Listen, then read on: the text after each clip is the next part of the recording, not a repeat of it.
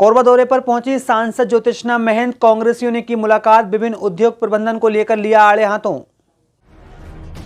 कोरबा की लोकसभा क्षेत्र की सांसद श्रीमती ज्योतिष्ना चरणदास महंत ने कहा कि कोरबा जिले में स्थापित बालकों में श्रमिक अपनी मांगों को लेकर आंदोलन किए तो उनसे वार्तालाप करने की बजाय उन्हें लाठियां चलाकर हटाया गया। इसी प्रकार जब SECL के भू विस्थापितों हक मांग रहे हैं तो उन पर भी FIR दर्ज हो रही है। रोजगार और पुनर्वास से संबंधित मामलों को लेकर भू विस्थापित कुसमुंडा के अधिकारियों से बात करने पहुंचते हैं तो उनकी दिक्कतों को सुनने की बजाय उन पर FIR हो रही है।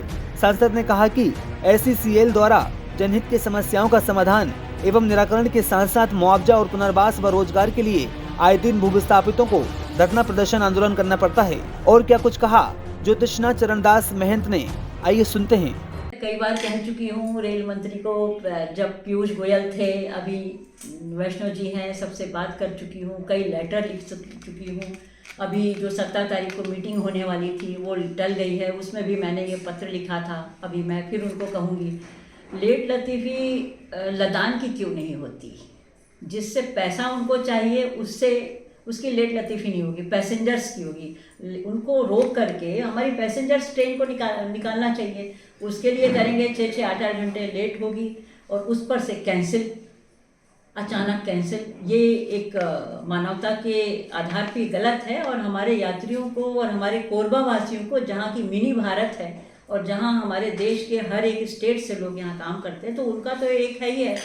हमसे एक बार मंत्री जी ने भी कहा था कि फ़्लाइट से क्यों नहीं जा सकते, लेकिन हम लोग मिडिल क्लास के लोग, एक रेल ही हमारी यात्रा का मुख्य साधन है, उसी को ठीक नहीं कर रहे हैं।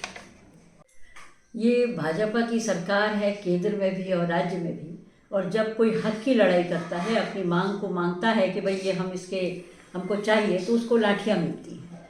ये इनका राज्य है और कहते हैं कि राम राज्य कर रहे हैं। क्या राम राज्य में ऐसा ही होता था? अपनी चीज़ों को मांगते हैं, भू विस्थापित हैं, अपनी ज़रूरतों को मांगते हैं, जो उन्होंने ज़मीन दी है, नौकरी मांगते हैं। ये उनका संघर्ष है अपने अधिकार को लेने के लिए, और वहाँ के CMD नहीं दे रहे हैं, तो मैं तो इसका विरोध करती हूँ और कहूँगी कि मैं उन्हीं मज़दूरों के साथ हूँ जो अपनी लड़ाई लड़ रहे हैं, मैं उन लड़ाई के साथ हूँ और ये उनका सुनना चाहिए उनको, और उनको जो भी मुआवजा है, संघर्ष जो कर रहे हैं जिसके लिए, उसको पूरा करना चाहिए।